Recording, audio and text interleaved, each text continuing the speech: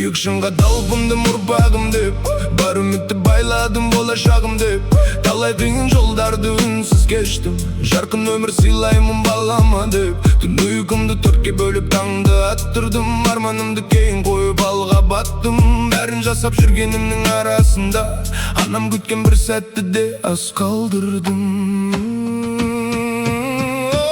Айтшы достым, не бердім мен анама, жүрегімде жүрген сөздер жетпей қалды санаға. Балам үшін бәрін бердім, барымды да аямадым, ал өзімді өмірге әкелген жанға қанша уақыт арнадым. Қымбат киім алып бердім балама деп, кең шаңырақ көтеремін жанұяма деп. Бірақ анам үнсіз ғана күтіп қалды, балам келер деген тәтті арманмен. Ақша таптым, уақыт таппай жүріппін, көп нәрсеге кеш түсініп біліппін. Телефонның ар жағында күткенімді естімеген күндеріме күйініппін. Жүгірді бақыт іздеп қала жаққа ұмытып, ауылдағы жары жақты тірлік дедік, уақыт дедік, бәрін дедік. Бірақ анамызға бір сағатты қимадық, түш болады қайтып келмес кейбір сәттер. бір құшақтауың сыйлықтан қымбат екен. Бүгін айтшы, кеш болмай тұрғанда барып жақсы көрем